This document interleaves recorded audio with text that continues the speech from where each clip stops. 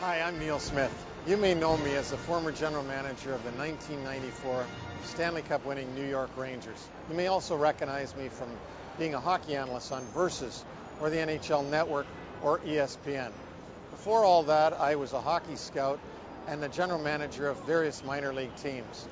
Today, I take the insights, the strategy, and the creativity that I used to form championship teams over the years and impart that wisdom to guide businesses and business leaders to craft their own successes. You know, we all face challenges in our career, and there's no tougher challenge than putting together a championship team.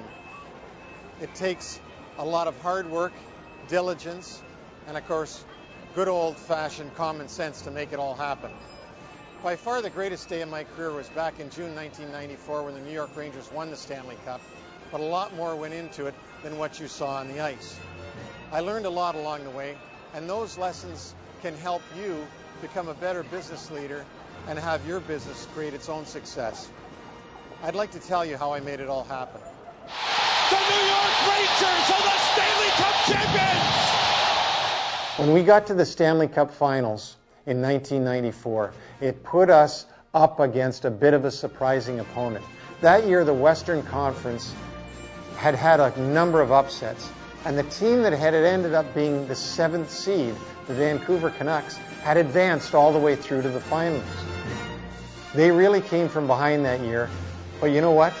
They eventually ended up proving to be quite an opponent.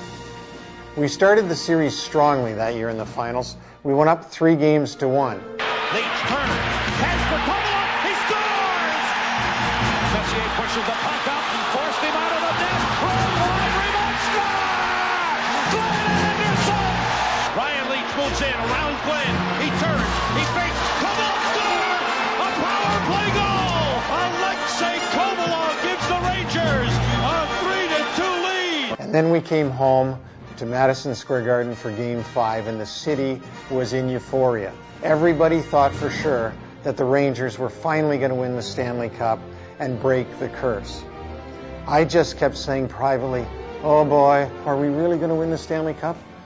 As it turned out, things didn't happen quite so smoothly like they never do with the Rangers.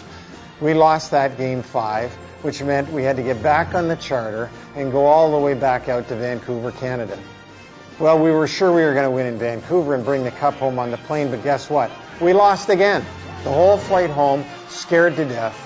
But to a man, everybody had to try to go around and talk each other's spirits up and try to keep each other like a think tank from being too worried that we were now going home for Game 7 and anything could happen. We could still see the cup in our mind's eye, so with a 3-3 series looming over our heads, we headed back to the fabled Madison Square Garden for one last chance at victory, one last chance to kill the 1940 curse. Well, that night in Game 7, despite an unbelievable performance by the captain of the Canucks, his name was Trevor Linden, and he scores! We were able to hold out, and we were able to do it because of the leadership and the goal scoring of guys like Brian Leach, Adam Graves, and of course, the biggest leader, Mark Messier, who got that legendary last goal to make this score 3-2. Save, and they score! Messier! So finally we had it. The New York Rangers. Who would have believed it? We had actually won the Stanley Cup, which ends up being the proudest day of my life. I like to consider myself a team player, maybe a team builder. I can only talk in terms of how my team accomplished one of the greatest comebacks in recent sports history.